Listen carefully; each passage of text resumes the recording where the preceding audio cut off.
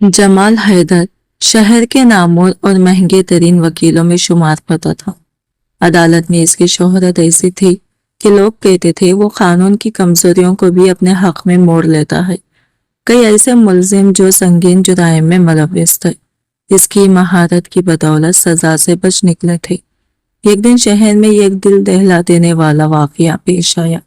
ایک غریب بیوہ کی 14 سالہ بیٹی کو 3 بااثر نوجوانوں نے اپنی بوجھ کا نشانہ بنانے کے بعد بے رحمی سے قتل کر دیا اور لاش نہر میں پھینک دی۔ پورا شہر غم و غصے میں ڈوب گیا۔ پولیس نے طویل تحقیقات کے بعد تینوں ملازمان کو گرفتار کر لیا اور ان کے خلاف مضبوط شواہد بھی جمع کر لیے۔ جب ملازمان کے خاندانوں کو اپنی اولاد کے مستقبل پر خطرہ محسوس ہوا تو وہ سیدھے جمال حیدر کے دفتر پہنچے۔ انہوں نے بھاری رقم کی پیشکش کی اور اپنے بچوں کو بچانے کی التجا کی۔ جمال نے پر اعتماد لہجے میں انہیں یقین دلایا کہ عدالت میں یہ سچ سے زیادہ اہم یہ ہوتا ہے کہ سچ کو کسی انداز میں پیش کیا جائے۔ اس نے لاکھوں نہیں بلکہ کروڑوں کے قریب رقم وصول کی اور مقدمے کی تیاری شروع کر دی۔ سماعتوں کے دوران اس نے گواہوں کے بیانات میں تضاد پیدا کیا، شواہد پر سوال اٹھائے اور ایسا ماحول بنا دیا کہ آخرکار تینوں ملازمان شک کا فائدہ حاصل کرتے ہوئے بری ہو گئی۔ فیصلے کے بعد جب جمال عدالت سے باہر نکلا تو مقتولہ کی ماں اس کے راستے پر آ کھڑی ہوئی۔ اس کی آنکھیں مسلسل رونے سے سوج چکی تھی اور چہرے پر بے بسی صاف دکھائی دے رہی تھی۔ اس نے کانپتے ہاتھ اب آسمان کی طرف اٹھائے اور بھرے مجموعہ میں جمال کے لیے بددعائیں کرنا شروع کر دی۔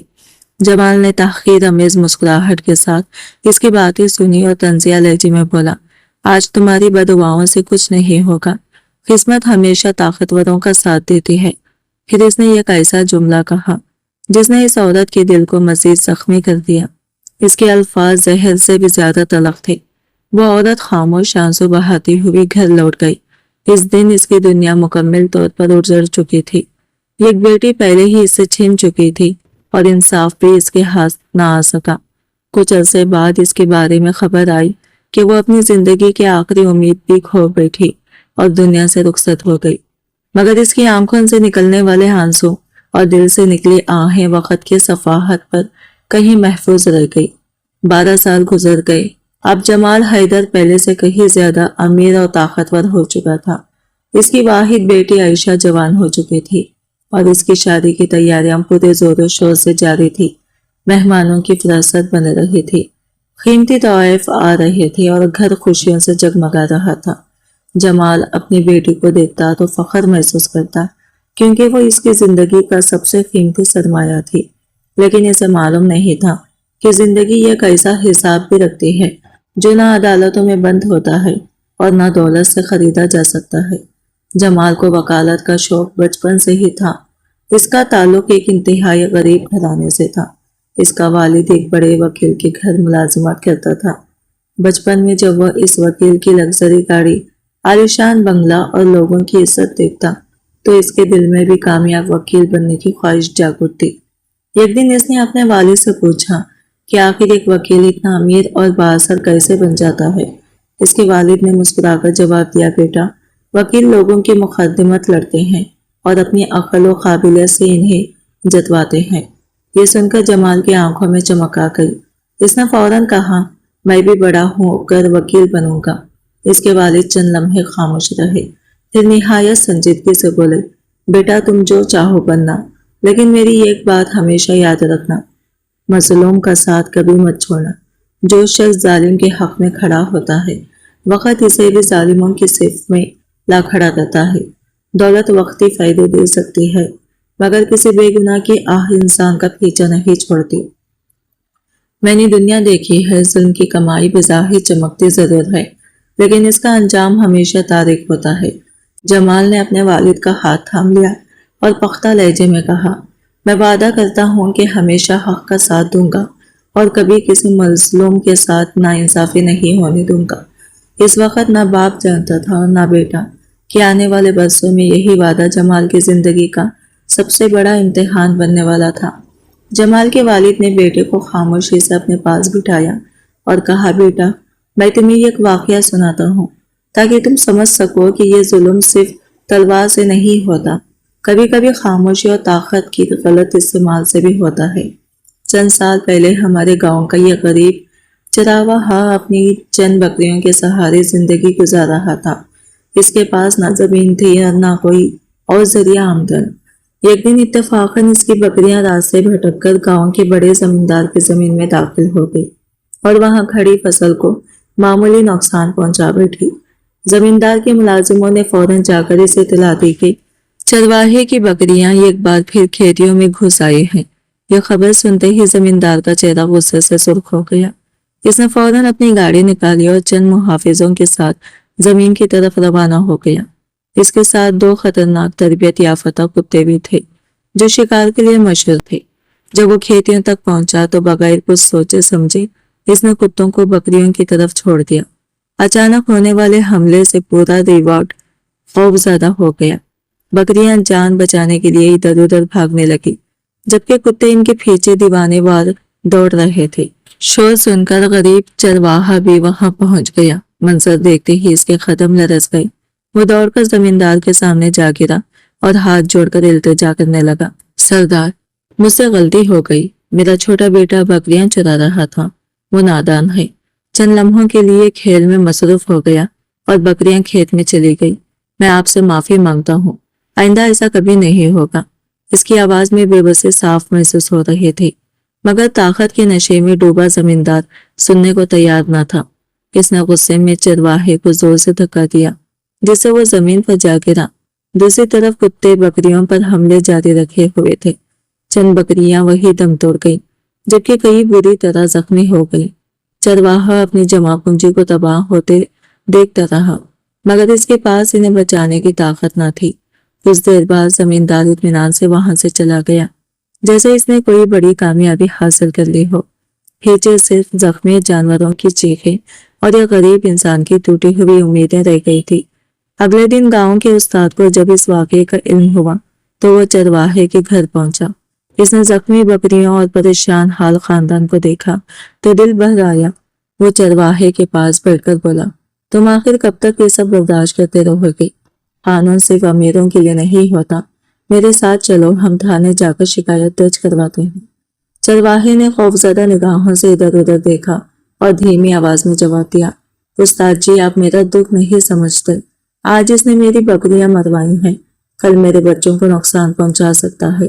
اگر اسے پتا چل گیا کہ میں پولیس کے پاس گیا تھا تو شاید میں زندہ بھی نہ رہ سکوں۔ غریب آدمی کے پاس عزت سے زیادہ اپنی جان بچانا ضروری ہوتا ہے۔ استاد نے گہری سانس لی۔ اسے احساس تھا کہ اصل مسئلہ صرف ایک ظالم زمیندار نہیں بلکہ وہ خوف تھا جس نے مظلوموں کی زبانیں بند کر رکھی تھی۔ اسی لمحے جمال کے والد نے بیٹے کی طرف دیکھا اور کہا، بیٹا یاد رکھنا، جب طاقتور ظلم کرے اور کمزور خوف کی وجہ سے خاموش ہو جائے تو انصاف کا فرض ان لوگوں پر آ جاتا ہے جو حق اور قانون کو جانتے ہیں۔ اگر وہ بھی دولت یا مفاد کے لیے ظالم کا ساتھ دینے لگے تو پھر معاشرے میں انصاف زندہ نہیں رہتا۔ استاد نے کسان کی خوفزدہ آنکھوں میں جھانکتے ہوئے کہا، اگر آج تم ظلم کے سامنے سر جھکا دو گے تو یہ سلسلہ کبھی ختم نہیں ہوگا۔ ظالم کی طاقت اس کے ہتھیاروں سے نہیں بلکہ مظلوم کی خاموشی سے بڑھتی ہے۔ آج تم اپنے حق کے لیے کھڑے ہو جائے گے تو کل پورے گاؤں کے لوگوں کو بھی حوصلہ ملے گا۔ ہم جانور نہیں کہ کوئی ہمیں اپنی مرضی سے ہانکے۔ ہم بھی عزت اور آزادی کے ساتھ جینے کا حق رکھتے ہیں۔ استاد کی باتیں کسان کے دل میں اتر گئی۔ کافی دیر سوچنے کے بعد اس نے ہمت جما کی اور استاد کے ساتھ تھانے جانے پر آمادہ ہو گیا۔ دونوں سیدھے پولیس اسٹیشن پہنچے اور زمیندار کے خلاف تحریری شکایت درج کروا دی۔ بظاہر تھانے دار نے بڑی ہمدردی دکھائی۔ اس نے رپورٹ لکھنے کے بعد کسان کے کندھے پر ہاتھ رکھا اور کہا، آپ بالکل فکر نہ کریں، قانون سب کے لیے برابر ہے۔ ہم مکمل تحقیقات کریں گے اور اگر زمیندار قصوروار ثابت ہوا تو اس کے خلاف سخت کارروائی ہوگی۔ کسان اور استاد کو لگا شاید پہلی بار انہیں انصاف ملنے والا ہے۔ وہ مطمئن ہو کر تھانے سے نکل گئے، لیکن ان کے جاتے ہی تھانے دار کے چہرے کا رنگ بدل گیا۔ اس نے فوراً موبائل اٹھایا اور زمیندار کو کال ملا دی، چودھری صاحب، ایک ضروری بات بتانی تھی۔ دوسری طرف سے بے فکری بھری آواز آئی، ہاں بولو، کیا معاملہ ہے؟ تھانے دار نے ہلکی سی ہنسی کے ساتھ جواب دیا، آپ کے گاؤں کے 2 لوگ ابھی آپ کی شکایت لے کر آئے تھے۔ کون لوگ؟ चौधरी की आवाज में सख्ती आ गई। ये एक स्कूल का उस्ताद है और दूसरा वही चरवाहा जिसकी बकरियों का मामला था। ये सुनते ही चौधरी का चेहरा गुस्से से सुर्ख हो गया। इसके नजदीक ये सिर्फ शिकायत नहीं बल्कि इसकी ताकत को चैलेंज करने की कोशिश थी। इसने फोन बंद किया और इसी वक्त दोनों को सबक सिखाने का फैसला कर लिया। चंद दिन बाद सबसे पहले उस्ताद को निशाना बनाया गया। सियासी असरो सूख इस्तेमाल करके इसका तबादला एक दूर अफ्तदादा और शवार गुजार इलाके में करवा दिया गया। मगर चौधरी का गुस्सा सिर्फ इतने पर ठंडा नहीं हुआ। इसने अपने कारिंदों को हुक्म दिया कि उस्ताद को ऐसी सजा दो कि आइंदा कोई भी इसकी तरह आवाज उठाने की जुर्रत न करे। एक शाम जब उस्ताद स्कूल से वापस आ रहा था, इसे बेदर्दी से मारा पीटा गया और फिर जबरदस्ती गांव की चौक में ले जाया गया। वहां इसकी तजलील करने के लिए इसके चेहरे पर स्याही मिल गई थी। बाद अज़ां इसे ये कमजोर कंधे पर बिठाकर पूरे गांव में घुमाया गया ताकि दूसरों के दिलों में भी खौफ पैदा हो जाए। गांव की गलियों में लोग दरवाजा और खिड़कियों के पीछे खड़े ये मंजर देख रहे थे। किसी की आंखों में अफसोस था, किसी के दिल में गुस्सा, मगर कोई आगे बढ़ने की हिम्मत न कर सका। उस्ताद खामोशी से गद्दे पर बैठा रहा। इसके चेहरे पर बहने वाले आंसू इसकी बेबसी का ऐलान कर रहे थे, लेकिन इन आंसुओं में शिकस्त नहीं थी। वो जानता था कि जुल्म वक्ती तौर पर इंसान को झुका तो सकता है, मगर हक की आवाज को हमेशा के लिए खामोश नहीं कर सकता। इसी लम्हे ये कम उम्र लड़का भी मजमुआ में खड़ा ये सब देख रहा था। इसका नाम जमाल था। उस्ताद की बेइज्जती और लोगों की खामोशी ने इसके दिल पर ऐसा जख्म लगाया जो बरसों बाद भी भर ना सका। इसे पहली बार एहसास हुआ कि कानून का असल मकसद ताकतवरों की हिफाजत नहीं बल्कि कमजोरों को सहारा देना होता है। मगर जब कानून के रखवाले ही बिक जाएं तो इंसाफ सिर्फ ये ख्वाब बनकर रह जाता है।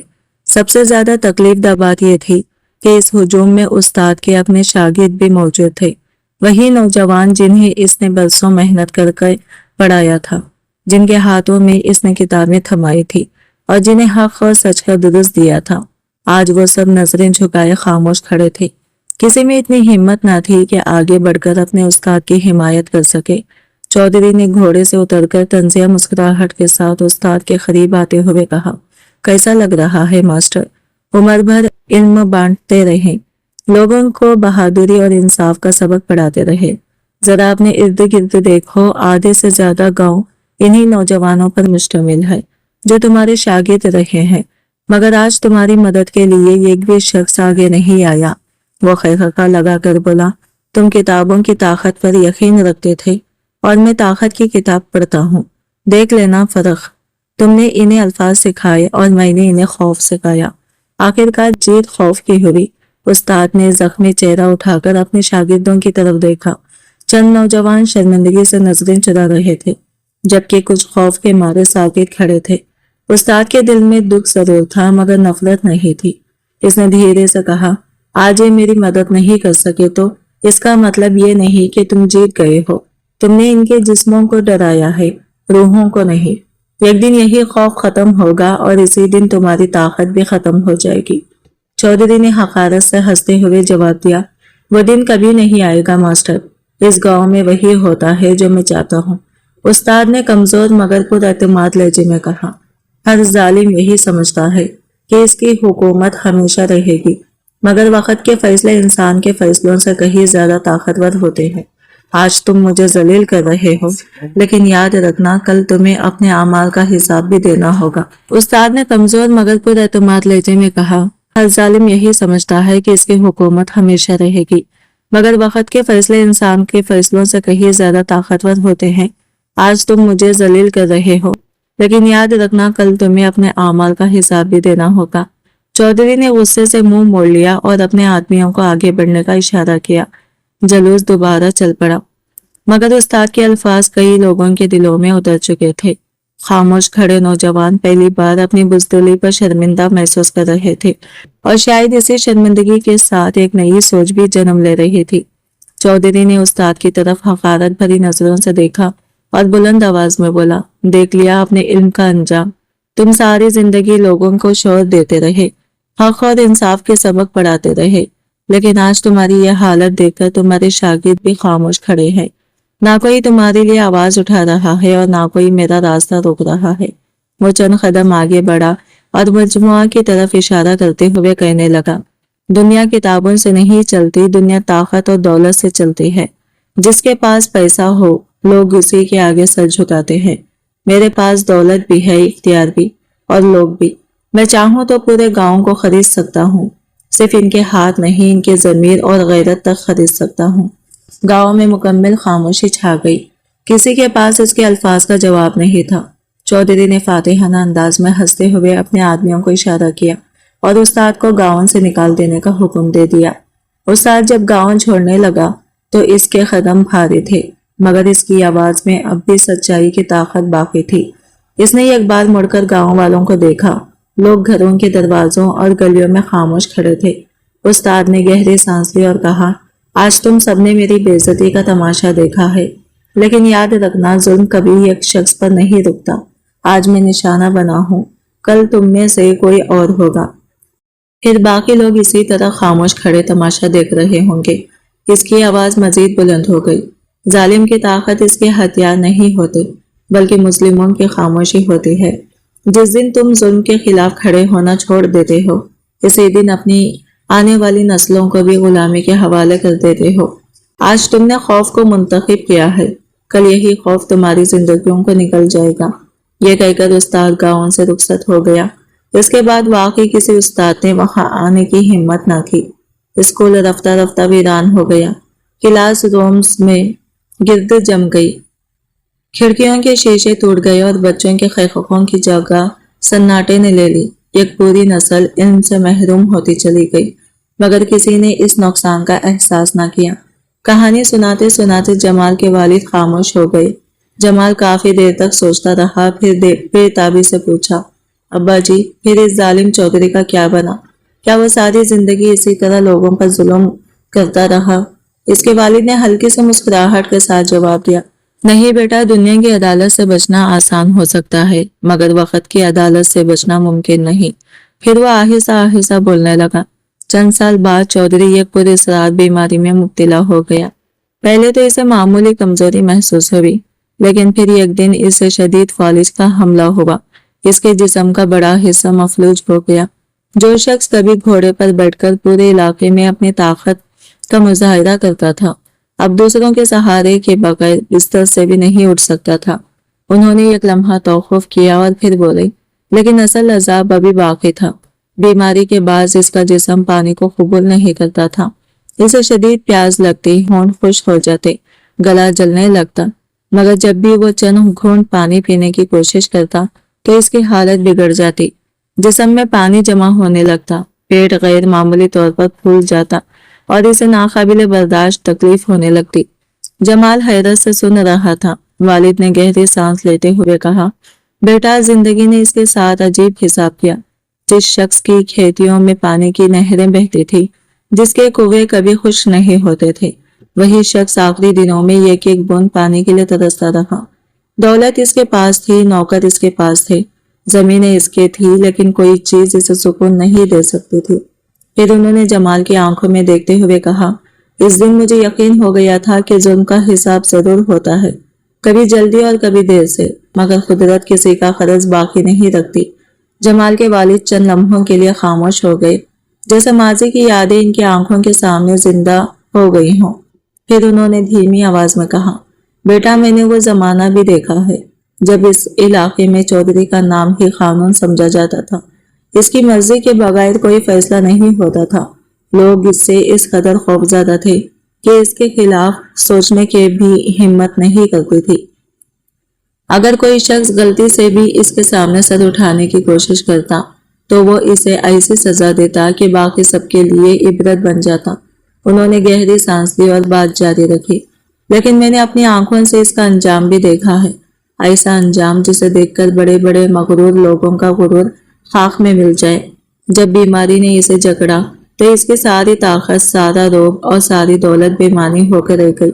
وہ شخص جو کبھی دوسروں کو حکم دیتا تھا، خود بستر کا قیدی بن گیا۔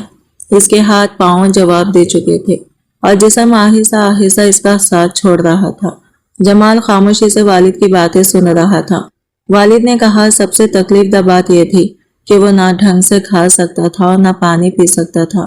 زندہ تو تھا مگر زندگی اس کے لیے ایک مسلسل عذاب بن چکی تھی۔ خوراک نالیوں کے ذریعے اس کے جسم تک پہنچائی جاتی تھی۔ وہ دن رات بستر پر پڑا رہتا تھا، کبھی دست سے کراتا اور کبھی چھت کو گھورتا رہتا۔ 5 لمبے سال اس نے اسی حالت میں گزار دیے۔ ان کی آواز میں عجیب سی سنجیدگی آ گئی۔ بعض اوقات انسان موت سے ڈرتا ہے، لیکن اس پر ایسا وقت بھی آتا ہے جب وہ موت کو پکارنے لگتا ہے۔ چودھری بھی انہی لوگوں میں شامل ہو گیا تھا۔ وہ ہر روز نجات مانگتا، مگر موت جیسے اس سے روٹھ گئی تھی۔ اس کی چیخیں اور سسکیاں رات کے سناٹے میں دور تک سنائی دیتی تھی۔ جن لوگوں نے کبھی اس کے خوف میں زندگی گزاری تھی، وہ اب اس کی حالت دیکھ کر لرز جاتے تھے۔ پھر انہوں نے جمال کے کندھے پر ہاتھ رکھا اور کہا، اس لیے بیٹا، زندگی میں چاہے جو بھی بن جانا، لیکن کبھی ظلم کے راستے پر مت چلنا۔ یاد رکھنا، ظلم صرف وہ نہیں جو اپنے ہاتھ سے کیا جائے۔ کسی ظالم کا ساتھ دینا، اس کے جرم کو بچانا یا اس کے لیے راستہ ہموار کرنا بھی ظلم میں شریک ہونا ہے۔ جو شخص حق جانتے ہوئے خاموش رہتا ہے، وہ بھی ایک دن اپنے اعمال کا حساب دیتا ہے۔ جمال نے سنجیدگی سے اپنے والد کی بات سنی۔ اس کے دل پر یہ الفاظ گہرے نقش ہو گئے۔ اس نے فوراً وعدہ کیا، ابا جی، میں آپ سے عہد کرتا ہوں کہ زندگی میں کبھی کسی مظلوم کا حق نہیں ماروں گا اور ہمیشہ انصاف کا ساتھ دوں گا۔ والد نے مسکرا کر اس کے سر پر ہاتھ پھیرا، مگر شاید قسمت کو کچھ اور منظور تھا۔ وقت گزرتا گیا۔ جمال نے محنت اور لگن کے ساتھ تعلیم حاصل کی۔ اس نے قانون کی ڈگری مکمل کی اور پھر وکالت کے میدان میں قدم رکھا۔ شروع میں وہ واقعی حق اور انصاف کے لیے لڑتا تھا۔ اس کے دل میں اپنے والد کی نصیحتیں تازہ تھی اور وہ ہر مقدمے کو ایک ذمہ داری سمجھتا تھا۔ مگر جیسے جیسے کامیابی اس کے قدم چومنے لگی، ویسے ویسے اس کے گرد دولت، شہرت اور طاقت کا حصار بنتا چلا گیا۔ چند ہی برسوں میں وہ شہر کی کامیاب ترین وکیلوں میں شمار ہونے لگا۔ اس کی دلیلوں کے چرچے عدالتوں سے نکل کر پورے شہر میں پھیل گئے۔ لوگ کہتے تھے کہ اگر جمال کسی مقدمے کی ذمہ داری لے لے تو ہارے ہوئے کیس میں بھی جیت کی امید پیدا ہو جاتی ہے۔ اس کے دفتر کے باہر روزانہ گاڑیوں کی قطاریں لگی رہتی اور بڑے بڑے سرمایہ دار، سیاست دان اور بااثر لوگ اس کی خدمت حاصل کرنے کے لیے بے تاب رہتے۔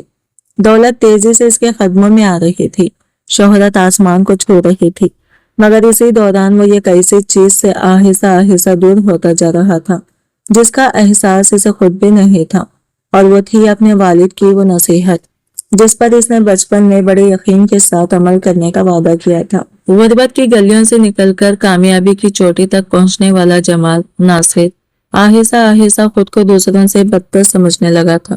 شہرت نے اس کی شخصیت میں ایسا زہر گھول دیا تھا کہ اب اس کے قدموں میں عاجزی نہیں بلکہ غرور دکھائی دیتا تھا۔ وہ جب عدالت یا اپنے دفتر میں داخل ہوتا تو اس کے انداز سے یوں محسوس ہوتا جیسے پورا شہر اس کے اشاروں پر چلتا ہو۔ لوگ اس کی ذہانت کے مترادف تھے، مگر اس کے لہجے میں چھپی ہوئی خود پسندی بھی سب محسوس کرتے تھے۔ وقت کے ساتھ اس کی کامیابیاں بڑھتی گئی اور اسی رفتار سے اس کے اندر کا تکبر بھی پروان چڑھتا گیا۔ وہ ہر مقدمہ جیتنے کا عادی ہو چکا تھا۔ اسے لگنے لگا تھا کہ قانون اس کے ہاتھ کی موم ہے جسے وہ جب چاہے جس شکل میں ڈھال سکتا ہے۔ اب اسے نہ حق کی پرواہ تھی اور نہ انصاف کی۔ اس کے نزدیک سب سے اہم چیز صرف کامیابی اور دولت تھی۔ اپنے والد کی نصیحتیں، جنہیں وہ کبھی زندگی کا اصول سمجھتا تھا، اب ماضی کا ایک دھندلا ہوا قصہ بن چکی تھی۔ اگر اس کا والد زندہ ہوتا تو شاید اسے بار بار یاد دلاتا کہ انسان کی اصل آزمائش غربت میں نہیں بلکہ کامیابی کے بعد ہوتی ہے۔ وہ اسے سمجھاتا ہے کہ ہر وہ راستہ جو دولت تک لے جائے ضروری نہیں کہ منزل بھی صحیح ہو، مگر اب وہ آواز ہمیشہ کے لیے خاموش ہو چکی تھی، اور جمال کے ارد گرد ایسے لوگ تھے جو اس کے ہر فیصلے پر تالیاں بجاتے تھے۔ چند ہی سالوں میں جمال ناصر کا شمار راولپنڈی کے مشہور ترین وکیلوں میں ہونے لگا۔ عدالتوں کی راہ داریوں میں اس کا نام ایک طاقت کی علامت سمجھا جاتا تھا۔ لوگ کہتے تھے کہ اگر جمال کسی مقدمے کی ذمہ داری لے لے تو نتیجہ بدل سکتا ہے۔ اس کی فیس عام آدمی کی بس کی بات نہیں تھی۔ لاکھوں روپے صرف ابتدائی مشورے پر خرچ ہو جاتے تھے، جبکہ بڑے مقدمات میں یہ رقم کروڑوں تک جا پہنچی تھی۔ اس کے دفتر کے دروازے پر زیادہ تر وہی لوگ آتے تھے جن کے ہاتھ صاف نہیں ہوتے تھے۔ بااثر کاروباری بدعنوان سرمایہ دار قبضہ مافیا کے کارندے اور سنگین جرائم میں ملوث افراد۔ جمال ان سے کبھی یہ نہیں پوچھتا تھا کہ وہ حق پر ہیں یا نہیں، اس کے لیے اہم صرف یہ تھا کہ فیس وقت پر ادا ہو جائے۔ آہستہ آہستہ شہر میں ایک عجیب فضا پیدا ہونے لگی۔ جن لوگوں کو قانون سے خوف آنا چاہیے تھا وہ خود کو محفوظ محسوس کرنے لگے۔ کئی خطرناک مجرم عدالت میں داخل ہوتے وقت بھی مسکراتے تھے، کیونکہ انہیں یقین ہوتا تھا کہ اگر جمال ناصر ان کا وکیل ہے تو سزا سے بچنے کا راستہ نکل ہی آئے گا۔ بعض اوقات مضبوط شواہد بھی اس کی دلیلوں کے سامنے کمزور پڑ جاتے اور ایسے لوگ بھی آزادی حاصل کر لیتے جن کے جرائم سب جانتے تھے۔ شہر کے عام لوگ یہ منظر دیکھ کر دل ہی دل میں پڑتے تھے۔ مظلوم خاندان انصاف کا انتظار میں در بدر پھرتے رہتے، جبکہ طاقتور ملزم عدالت سے سر اٹھا کر باہر نکلتے۔ رفتہ رفتہ مجرموں کے حوصلے اتنے بلند ہو گئے کہ انہیں قانون کا خوف ہی نہ رہا۔ وہ جانتے تھے کہ اگر کبھی مشکل میں پھنس بھی گئے تو دولت کے زور پر بہترین وکیل حاصل کر لیں گے اور پھر راستہ نکل آئے گا۔ جمال ناصر کو اپنی بڑھتی ہوئی دولت پر فخر تھا۔ عالیشان بنگلہ، قیمتی گاڑیاں، بااثر دوست اور شہر بھر میں شہرت۔ اس کے پاس سب کچھ تھا، لیکن اسے یہ احساس نہیں تھا کہ جب انسان مسلسل دوسروں کے زخموں پر اپنی کامیابی کی عمارت کھڑی کرتا ہے تو ایک دن وہی عمارت اس کے لیے آزمائش بن جاتی ہے، اور قسمت اکثر انسان کو وہاں سے آزماتی ہے جہاں وہ خود کو سب سے زیادہ محفوظ سمجھتا ہے۔ جمال ناصر کے شہر کا راز صرف اس کی ذیانت نہیں بلکہ اس کی ایک مخصوص سوچ بھی تھی۔ شہر کے بااثر لوگ جانتے تھے کہ اگر ان کے پاس دولت ہے تو عدالت میں ان کے لیے راستہ نکالنے والا شخص موجود ہے۔ یہی وجہ تھی کہ سنگین الزامات میں گھرے ہوئے افراد بھی اس کے دفتر میں آتے تو مطمئن نظر آتے تھے۔ ایک دن گاؤں کے چند معزز بزرگ اس کے بنگلے پر پہنچے۔ ان میں ایک سفید ریش بزرگ بھی شامل تھا جو کبھی جمال کے والد کا قریبی دوست رہا تھا۔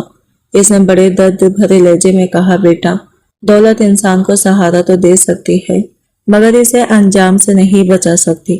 تمہارے والد ایک نیک دل انسان تھے، انہوں نے ہمیشہ حق کی بات کی، لیکن تم ایسے لوگوں کا دفاع کر رہے ہو جنہوں نے دوسرے کی زندگیاں تباہ کی ہیں۔ ظالموں کو بچا کر تم انہیں مزید طاقتور بنا رہے ہو۔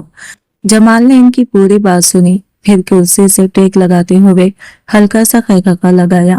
بابا جی، دنیا نصیحتوں سے نہیں پیسوں سے چلتی ہے۔ اگر آپ لوگوں کے پاس بھی اچھی فیس ہے تو میں آپ کا مقدمہ لڑنے کے لیے تیار ہوں۔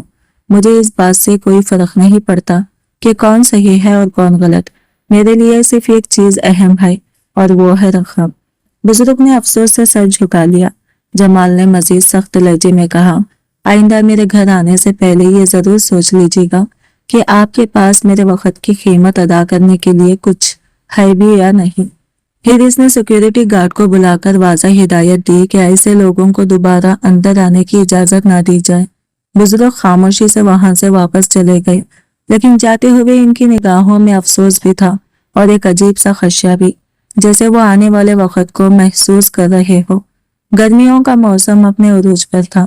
جون کی تپتی دوپہر میں یہ غریب بیوہ کی نوجوان بیٹی روزمرہ کے کام سے نہر کے کنارے گئی ہوئی تھی۔ اسی علاقے کے ایک بااثر خاندان کا بگڑا ہوا لڑکا کافی عرصے سے اس پر نظر رکھے ہوئے تھا۔ اس کے ساتھ چند ایسے دوست بھی تھے جو اپنی طاقت اور خاندانی اثر و رسوخ کے نشے میں مبتلا تھے۔ اس دن انہوں نے موقع دیکھ کر لڑکی کو زبردستی اپنے ساتھ لے جانے کی کوشش کی۔ آس پاس سناٹا تھا اور مدد کے لیے پکارنے والا کوئی موجود نہیں تھا۔ لڑکی نے بھرپور مزاحمت کی، لیکن وہ لوگ اپنی طاقت کے گھمنڈ میں اندھے ہو چکے تھے۔ چند گھنٹوں بعد جب وہ لڑکی گھر واپس نہ پہنچی تو اس کی ماں پریشان ہو گئی۔ شام ہوتے ہوتے پورا گاؤں اسے تلاش کرنے نکل کھڑا ہوا۔ رات گئی یہ خوفناک خبر نے پورے علاقوں کو ہلا کر رکھ دیا۔ اگلی صبح گاؤں میں سوگ کا ماحول تھا۔ لوگ غصے اور خوف کے ملے جلے جذبات میں ایک دوسرے سے باتیں کر رہے تھے۔ ہر شخص جانتا تھا کہ اس واقعے کے پیچھے کون لوگ ہیں، لیکن ان کے نام زبان پر لانے کی ہمت کسی میں نہیں تھی۔ مگر اس بار حالات پہلے جیسے نہیں تھے۔ کسی نے خفیہ طور پر ایک اہم ثبوت محفوظ کر لیا تھا، اور یہی ثبوت آنے والے دنوں میں نہ صرف پورے مقدمے کا رخ بدلنے والا تھا بلکہ جمال ناصر کی زندگی کو بھی ایک ایسے موڑ پر لے جانے والا تھا جس کا اس نے کبھی تصور تک نہیں کیا تھا۔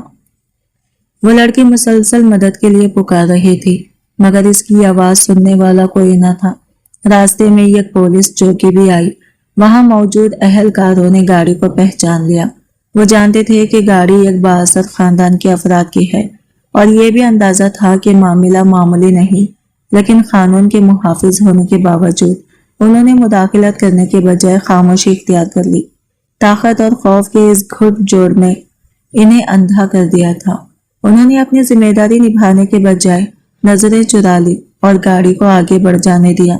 کچھ دیر بعد وہ لوگ لڑکی کو ایک ویران جگہ کے قریب چھوڑ کر چلے گئے۔ لڑکی شدید صدمے میں تھی، مگر اس کے حوصلے ابھی ٹوٹے نہیں تھے۔ وہ کسی طرح خود کو سنبھالتی ہوئی قریبی چوکی تک پہنچی، جہاں اسے امید تھی کہ شاید انصاف مل جائے گا، لیکن وہاں بھی اسے ہمدردی کے بجائے دھمکیاں سننے کو ملی۔ ایک اہلکار نے سخت لہجے میں کہا، اگر اپنی اور اپنی ماں کی سلامتی چاہتی ہو تو خاموشی سے گھر چلی جاؤ، اس معاملے کو یہی ختم کر دو۔ یہ سن کر لڑکی کی آنکھوں میں آنسو آ گئے، مگر اس بار اس کی آواز میں خوف کے بجائے عزم تھا۔ میں خاموش نہیں رہوں گی، اگر یہاں انصاف نہیں ملا تو میں ہر دروازہ کھٹکھٹاؤں گی، لوگوں کو سچ بتاؤں گی، تم سب نے جو کیا ہے وہ دنیا کے سامنے لاؤں گی۔ اس کے الفاظ سن کر وہاں موجود چند لوگوں کے چہروں کا رنگ اڑ گیا۔ انہیں پہلی بار احساس ہوا کہ معاملہ ان کے قابو سے باہر بھی جا سکتا ہے۔ لڑکی کے جانے کے فوراً بعد ایک اہلکار نے گھبراہٹ میں بااثر خاندان کے بیٹے کو فون کیا۔ مسئلہ بڑھ سکتا ہے، اس نے دبے ہوئے لہجے میں کہا۔ لڑکی اب ڈرنے والوں میں سے نہیں لگتی، وہ اوپر تک جا سکتی ہے، میڈیا تک بھی پہنچ سکتی ہے۔ اگر اس نے زبان کھول دی تو صرف ہماری نوکریاں ہی خطرے میں نہیں پڑیں گی، بلکہ تمہارے خاندان کی ساکھ بھی تباہ ہو سکتی ہے۔ فون کی دوسری طرف چند لمحوں تک خاموشی چھائی رہی، پھر ایک سنجیدہ آواز سنائی دی، اس کا مطلب ہے کہ اب یہ معاملہ پہلے سے زیادہ خطرناک ہو چکا ہے۔ اہلکار نے بے چینی سے جواب دیا، بالکل، پہلے ہمیں لگ رہا تھا کہ وہ ڈر کر خاموش ہو جائے گی، لیکن اب وہ سچ سامنے لائے کا ارادے کی کر چکی ہے، اور ایک سچ اگر عوام تک پہنچ جائے تو برسوں سے بنائی گئی طاقت کی عمارت کو بھی ہلا سکتا ہے۔ یہ گفتگو ختم ہوئی تو سب کے دلوں میں ایک ہی خوف تھا۔ انہیں معلوم نہیں تھا کہ یہ کمزور سمجھی جانے والی لڑکی کی ہمت آنے والے دنوں میں ایسے راز بے نقاب کرنے والی ہے جو نہ صرف چند افراد بلکہ پورے نظام کو کٹگھرے میں لا کھڑا کریں گے۔ فون پر صورتحال سننے کے بعد بااثر خاندان کے بیٹے کے چہرے سے مسکراہٹ غائب ہو گئی۔ اسے پہلی بار احساس ہوا کہ معاملہ اس کی توقع سے زیادہ سنگین ہو چکا ہے۔ اگر لڑکی نے سچ سب کے سامنے بیان کر دیا تو نہ صرف اس کا نام بدنام ہوگا بلکہ اس کے خاندان کی سیاسی اور سماجی حیثیت بھی خطرے میں پڑ سکتی تھی۔ اسی خوف اور گھبراہٹ میں ایک ایسا فیصلہ کیا گیا جس نے جرم کو مزید ہولناک بنا دیا۔ اگلے چند دن پورے علاقے پر بے چینی کے سائے منڈلاتے رہے۔ لڑکی گھر واپس نہ پہنچی تو اس کی ماں دیوانہ وار اسے تلاش کرتی رہی۔ چونکہ اس کے پاس وسائل نہیں تھے، اس لیے اس نے اخبارات یا ٹی وی کا سہارا لینے کے بجائے گاؤں اور آس پاس کے مسجدوں میں اعلانات کروائے۔ ہر نماز کے بعد لوگ اس گم شدہ بچی کے لیے دعا کرتے اور اس کی تلاش کی اپیل سنتے۔ چند روز بعد ایک کسان اپنے کھیتیوں کو پانی دے رہا تھا کہ نہر کے کنارے اسے ایک لاوارث لاش دکھائی دی۔ وہ فوراً قریب گیا، چہرہ دیکھتے ہی اس کے قدم ڈگمگا گئے، کیونکہ وہ اس لڑکی کو پہچان گیا تھا جس کی گمشدگی کے چرچے پورے علاقے میں ہو رہے تھے۔ کسان نے فوری طور پر لوگوں کو اطلاع دی۔ کچھ ہی دیر میں وہاں مجموعہ اکٹھا ہو گیا۔ جب خبر اس کی ماں تک پہنچی تو اس کی دنیا جیسے ایک لمحے میں اجڑ گئی۔ اس کی چیخیں سن کر کئی لوگوں کی آنکھیں نم ہو گئی۔ پورا گاؤں صدمے میں تھا۔ ہر شخص ایک ہی سوال کر رہا تھا کہ آخر ایک بے گناہ بچی کے ساتھ ایسا کیوں ہوا۔ لوگوں کی پریشانی صرف اس واقعے تک محدود نہیں تھی، کیونکہ ہر گھر میں بیٹیاں موجود تھی اور ہر ماں کے دل میں خوف پیدا ہو چکا تھا۔ شروع میں بہت سے لوگ خاموش رہے، مگر کچھ صحافیوں اور سماجی کارکنوں نے اس معاملے کو دبنے نہیں دیا۔ انہوں نے مسلسل تحقیقات کی، گواہوں سے رابطے کیے اور ایسے شواہد سامنے لائے جنہوں نے پورے کیس کا رخ بدل دیا۔ جیسے جیسے حقائق سامنے آتے گئے ویسے ویسے طاقتور لوگوں کے لیے اس حقیقت کو چھپانا مشکل ہوتا گیا۔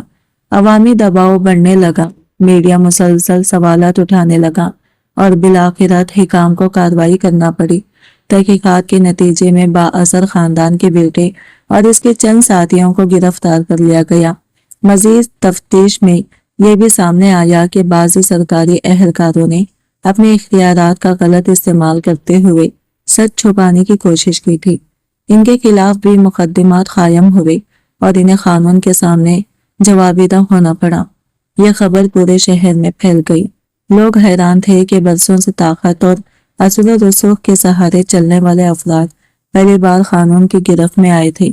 مگر اس کہانی کا سب سے اہم موڑ ابھی باقی تھا، کیونکہ گرفتار ملازمان کے خاندان اب ایک ایسے شخص کے دروازے پر پہنچنے والے تھے جو اپنی مہارت سے ناممکن کو ممکن بنا دینے کی شہرت رکھتا تھا، اور اس شخص کا نام تھا جمال ناصر۔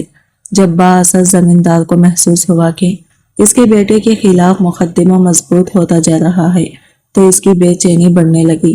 وہ جانتا تھا کہ اگر کوئی شخص اس مشکل سے اسے نکال سکتا ہے تو وہ صرف ایک ہی آدمی ہے۔ اسی سوچ کے ساتھ وہ اپنی قیمتی گاڑی میں بیٹھا اور سیدھا جمال ناصر کی رہائش گاہ پر جا پہنچا۔ جمال ناصر نے اسے بڑے احترام سے اپنے دفتر میں بٹھایا۔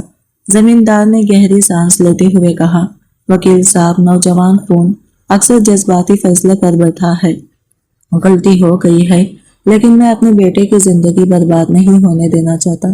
جیسے ہی وہ باہر آئے گا میں اس کی شادی کر دوں گا اور اسے سنبھال لوں گا۔ جمال ناصر چند لمحے خاموش رہا، پھر اس کے چہرے پر ایک پراسرار مسکراہٹ آبری۔ چودھری صاحب، دنیا میں ہر مسئلے کا حل موجود ہوتا ہے، بس اس کی یہ قیمت ہوتی ہے۔ چودھری فوراً سمجھ گیا کہ بات کسی طرف جا رہی ہے۔ آپ قیمت بتائیں۔ جمال کرسی سے ٹیک لگاتے ہوئے بولا، 60 لاکھ روپے، باقی فکر مجھ پر چھوڑ دیں۔ چند دنوں بعد مقدمے کی سماعت شروع ہوئی۔ عدالت میں جمال ناصر نے اپنی قانونی مہارت کا ایسا مظاہرہ کیا کہ پورا ماحول بدلنے لگا۔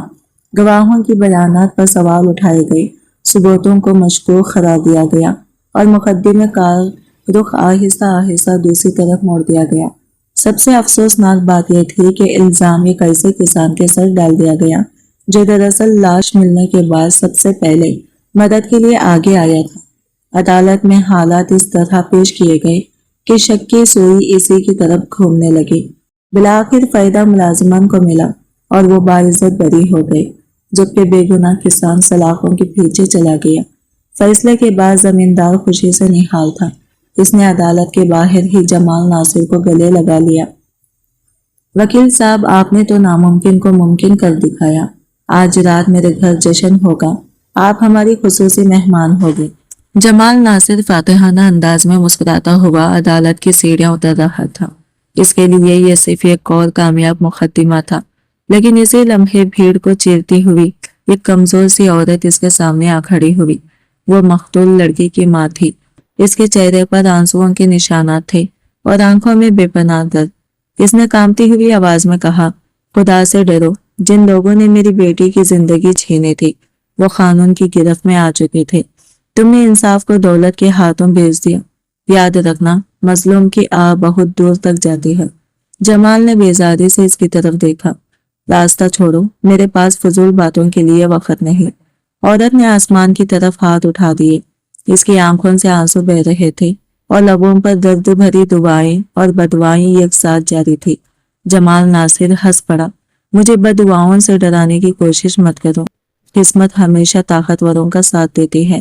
پھر اس نے طنزیہ انداز میں آسمان کی طرف دیکھا اور بولا، ویسے بھی آج موسم خراب ہے، تمہاری آواز شاید بادلوں سے آگے نہ جا سکے۔ آس پاس کھڑے چند لوگ بھی اس کی بات سن کر حیران رہ گئے۔ وہ عورت خاموشی سے پلٹی اور بھاری قدموں کے ساتھ وہاں سے چلی گئی، لیکن جاتے جاتے جمال نے ایک اور ایسا جملہ کہہ دیا جس نے اس کے دل کے آخری زخم بھی ہرے کر دیے۔ اگر اپنی اولاد کو محفوظ نہیں رکھ سکتی تھی تو پھر دنیا میں لانے کی کیا ضرورت تھی؟ یہ الفاظ تیر کی طرح اس عورت کے دل میں اتر گئے۔ اس دن کے بعد اس کی زندگی میں بچا ہی کیا تھا؟ انصاف چھن چکا تھا، بیٹی چھن چکی تھی اور امید بھی دم توڑ چکی تھی۔ दूसरी तरफ जमाल नासिर की कामयाबियों का सिलसिला जारी रहा। वक्त गुजरता गया और इसके दफ्तर के दरवाजे पर दौलतमंद लोगों की कतारें बढ़ती चली गई। वो एक के बाद एक मुकदमा जीतता रहा। कई ऐसे लोग जो कानून की नजर में मुजरिम थे, इसकी दलीलों की वजह से आजाद फिजा में सांस ले रहे थे। शहर में अजीब सूरत हाल पैदा हो चुकी थी। बाज बेगुनाह लोग बरसों से जेलों में पड़े थे, जबकि असल मुजरिम आजादी के साथ घूम रहे थे। जमाल नासिर को अपनी कामयाबियों पर फख्र था, लेकिन इसे यह मालूम नहीं था कि जिंदगी कभी कभी हिसाब लेने में देर जरूर करती है, मगर हिसाब लेना नहीं भूलती। और किस्मत इसके लिए भी एक ऐसा बाप तैयार कर रही थी जिसे वो अपनी तमाम दौलत और जिहानत के बावजूद बंद नहीं कर पाएगा। शहर में एक अजीब नाइंसाफी ने जन्म ले लिया था। कई बेगुनाह लोग सिर्फ इसलिए जेलों में सड़ रहे थे क्योंकि उनके पास बेहतरीन वकील करने के लिए दौलत नहीं थी, जबकि बाअसर और जुराइम में मुलव्विस अफराद आजाद घूमते थे। वक्त गुजरने के साथ जमाल नासिर की दौलत बढ़ती गई, लेकिन इसकी जिंदगी में सुकून कम होता चला गया। इसके जवाल की इब्तिदा वहां से हुई जहां इसे सबसे ज्यादा खुशी मिलने की उम्मीद थी। इसने बड़ी धूमधाम से शादी की, मगर शादी के चंद ही दिन बाद एक ऐसा वाकया पेश आया जिसने इसकी इज्जत को शदीद धचका पहुंचाया। मीडिया में इसके बारे में खबरें गर्दिश करने लगी और लोग तरह तरह की बातें करने लगे।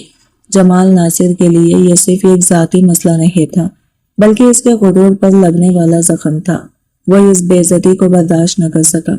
अपनी हैसियत और असर और रसूख के नशे में इसने मामले को कानून के बजाय ताकत के जरिया हल करने की कोशिश की। वही लोग जिन्हें इसने बरसों मुकदमा से बचाया था, अब इसके काम आने लगे। आहिस्ता आहिस्ता जमाल को यह एहसास ही न रहा कि वह एक वकील कम और ताकत के खेल का हिस्सा ज्यादा बनता जा रहा है। कुछ अरसे बाद इसने दूसरी शादी कर ली। बेज़ाहिर इसकी जिंदगी दोबारा मामूल पर आ गई, मगर अंदर ही अंदर वो पहले से ज्यादा सख्त मिजाज और बदगुमान हो चुका था। वो हर ताल्लुक को शक की निगाह से देखता और हर शख्स पर अपनी मर्जी मुसल्लित करने की कोशिश करता। वक्त गुजरता गया और इसके घर पहली औलाद ने जन्म लिया। वो एक बेटी थी। जमाल इसे बहुत चाहता था और इसके लिए दुनिया की हर आसाइश मुहैया करता था, लेकिन मसरूफियात, दौलत की दौड़ और ताकत के नशे ने इसे ये सोचने का मौका ना दिया कि औलाद सिर्फ दौलत से नहीं बल्कि किरदार से भी परवान चढ़ती है। साल गुजरते गए और बेटी जवान हो गई। एक दिन अचानक घर में हंगामा मच गया। बेटी घर छोड़कर जा चुकी थी, साथ ही कुछ कीमती सामान और जेवरात भी गायब थे। यह खबर जमाल नासिर पर बिजली बनकर गिरी। जिस शख्स ने सारी जिंदगी दूसरों के मामलों पर फैसले सुनाए थे, आज वो अपनी ही जिंदगी के एक फैसले के सामने बेबस खड़ा था। इसका गुस्सा बेकाबू हो गया। इसने सारा इल्जाम अपनी बीवी पर डाल दिया और कहा, यह सब तुम्हारी तरबियत का नतीजा है। अगर तुमने इसे सही रास्ता दिखाया होता तो आज ये दिन न देखना पड़ता। बीवी ने बरसों की खामोशी के बाद पहली बार इसकी आंखों में आंखें डालकर जवाब दिया, तरबियत सिर्फ नसीहतों से नहीं होती, माहौल से भी होती है। बच्चे वही सीखते हैं जो अपने बड़ों को करते हुए देखते हैं। तुमने सारी जिंदगी दौलत को हक पर तरजीह दी, मुस्लिमों के आंसुओं पर अपनी कामयाबियों की इमारत खड़ी की। तुम समझते रहे कि दौलत हर कमी पूरी कर देगा, लेकिन किरदार की कमी दौलत से पूरी नहीं होती। जमाल नासिर साकित रह गया। बीवी ने मजीद कहा, इंसान अपनी औलाद को बेहतरीन लिबास, बेहतरीन तालीम और बेहतरीन घर दे सकता है, लेकिन अगर इज्जत और उसूलों में खराबी आ जाए तो इसका असर नस्लों तक पहुंचता है।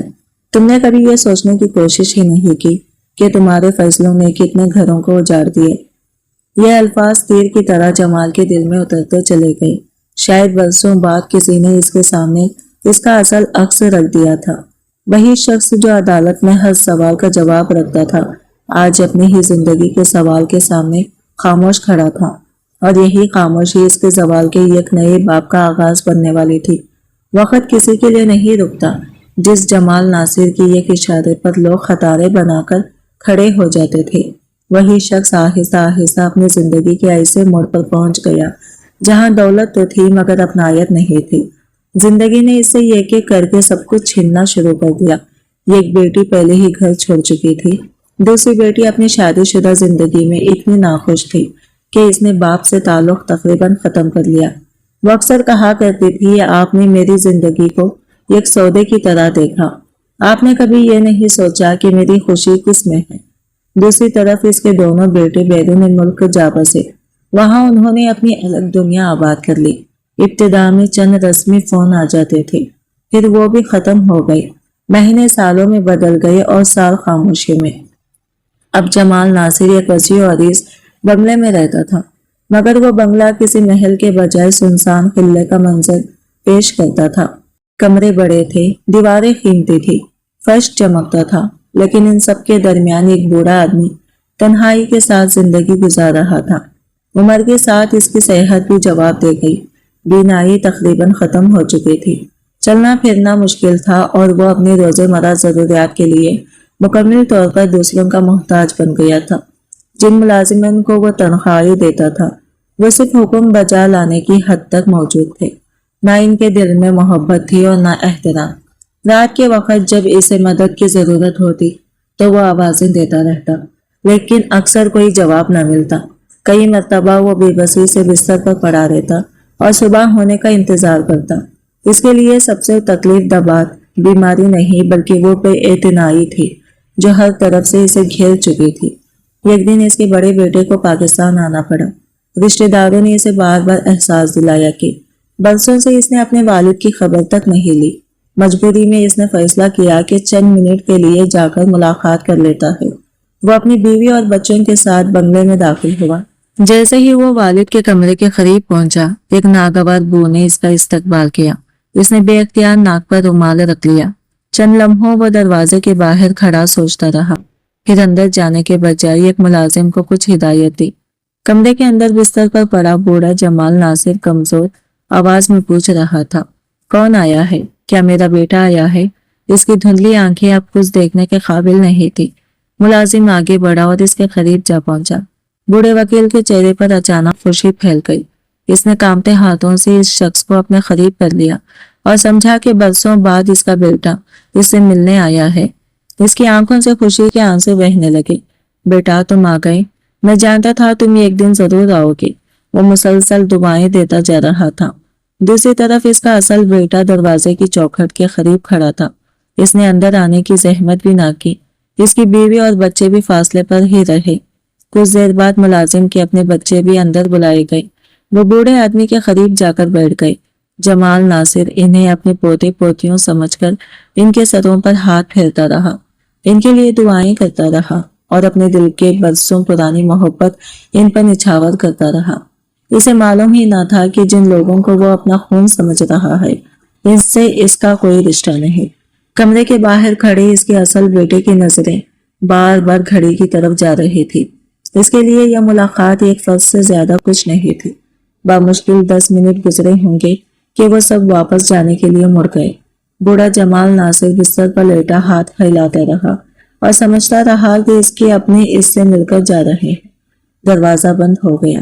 کمرے میں دوبارہ خاموشی چھا گئی اور پہلی بار اسے محسوس ہوا کہ انسان کی اصل دولت بینک بیلنس نہیں بلکہ وہ لوگ ہوتے ہیں جو اس کے قریب رہنا چاہیے۔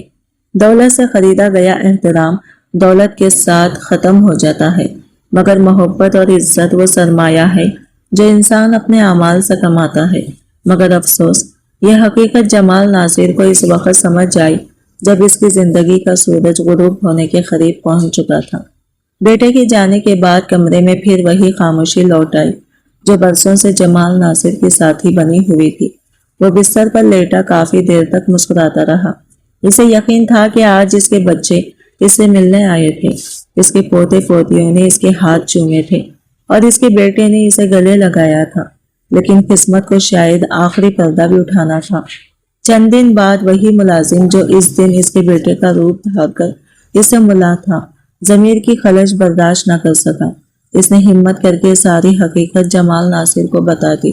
پہلے تو بوڑھے وکیل کو یقین نہ آیا، مگر جب اس نے بار بار پوچھا اور ملازم روتے ہوئے سچ دہراتا رہا تو اس کے دل پر جیسے پہاڑ ٹوٹ پڑا۔ اسے معلوم ہوا کہ جس شخص کو وہ گلے لگا کر دعائیں دیتا رہا تھا وہ اس کا بیٹا نہیں بلکہ ایک ملازم تھا۔ جن بچوں کو وہ اپنا خون سمجھ رہا تھا وہ بھی اجنبی تھے۔ اس کا اصل بیٹا تو کمرے کے دروازے سے بھی اندر داخل نہیں ہوا تھا۔ یہ سن کر جمال ناصر کئی منٹ تک خاموش رہا۔ اس رات اس نے زندگی میں پہلی بار اپنے ماضی کے سہارے دروازے کھولے۔ اسے اپنے والد کی نصیحتیں یاد آئی، وہ بوڑھا استاد یاد آیا جس کی بے عزتی پورے گاؤں میں کی گئی تھی، وہ کسان یاد آیا جو بے گناہ ہونے کے باوجود جیل چلا گیا تھا، وہ بیوہ عورت یاد آئی جس کی آنکھوں میں آنسو تھے اور جس نے کانپتے ہاتھوں سے بدوائیں دی تھی۔ پھر اسے اپنے ہی الفاظ یاد آئے، اگر اپنی بیٹی کی حفاظت نہیں کر سکتی تو اسے جنم کیوں دیا؟ یہ جملہ اس کے کانوں میں ہتھوڑوں کی طرح گونجنے لگا۔ پہلی بار اسے محسوس ہوا کہ زندگی پھر وہ عدالتوں میں مقدمے جیتتا رہا مگر انسانیت کے امتحان میں مسلسل ہارتا رہا۔ اگلی صبح اس نے اپنے وکیل دوست کو بلایا اور اپنی ساری جائیداد کا نیا وصیت نامہ تیار کروایا۔ اس نے اپنی دولت کا بڑا حصہ یتیم بچیوں، غریب طلبہ اور بے سہارا عورتوں کے لیے وقف کر دیا۔ اس نے خاص طور پر ایک اسکول بنانے کی وصیت کی، اسی گاؤں میں جہاں کبھی استاد کی تذلیل کے بعد علم کا چراغ بجھ گیا تھا۔ کچھ ہفتوں بعد اس کی طبیعت مزید خراب ہو گئی۔ ایک رات شدید بارش ہو رہی تھی، آسمان پر گرج چمک تھی۔ جمال ناصر بستر پر لیٹا چھت کی طرف دیکھ رہا تھا۔ اچانک اسے اپنے والد کی آواز یاد آئی، بیٹا کبھی ظالم کا ساتھ مت دینا، کیونکہ ظالم کا انجام ہمیشہ برا ہوتا ہے۔ اس کی آنکھوں سے آنسو بہنے لگے۔ اس نے لرزتے ہوئے ہاتھ اٹھائے اور شاید زندگی میں پہلی بار سچے دل سے معافی مانگی۔ یا اللہ، میں ہار گیا، میں نے دولت کمائی، شہرت کمائی، مقدمے جیتے، لیکن اپنے لوگ ہار گیا، اپنا سکون ہار گیا، اپنی آخرت ہار گیا۔ اگر ممکن ہو تو مجھے معاف کر دینا۔ یہ اس کے آخری الفاظ تھے۔ اگلی صبح ملازمین نے اسے خاموش پایا، وہ اس دنیا سے جا چکا تھا۔ جنازے میں شہر کے چند لوگ آئے، کچھ ملازم اور چند رشتہ دار جن لوگوں کے لیے اس نے زندگی بھر دولت جمع کی تھی، وہ کوئی بھی موجود نہ تھا۔ چند ماہ بعد اسی گاؤں میں ایک نیا اسکول تعمیر ہونا شروع ہوا۔ اسکول کے دروازے پر ایک تختی لگائی گئی جس پر لکھا تھا، علم، انصاف اور انسانیت دولت اور طاقت سے کہیں زیادہ قیمتی ہے۔ لوگ جب اس تحریر کو پڑھتے تو انہیں ایک ایسے شخص کی کہانی یاد آ جاتی جو دنیا کی عدالتوں میں تو کامیاب رہا مگر زندگی کی عدالت میں بہت دیر سے جا کر اپنی غلطیوں کو سمجھ سکا، اور یہی اس کی زندگی کا سب سے بڑا فیصلہ تھا جو اس نے جیت کر نہیں بلکہ ٹوٹ کر کیا تھا۔ آج کی ویڈیو کہانی آپ کو کیسے لگی کمنٹ کر کے ضرور بتائے گا، اور ویڈیو اچھی لگی ہے تو لائک شیئر ضرور کیجیے گا اور ہمارے چینل کو سبسکرائب کریں فرینڈز۔ ملتا ہے اگلے نیو ویڈیو کے ساتھ، تب تک کے لیے بائے بائے، ٹیک کیئر، اللہ حافظ۔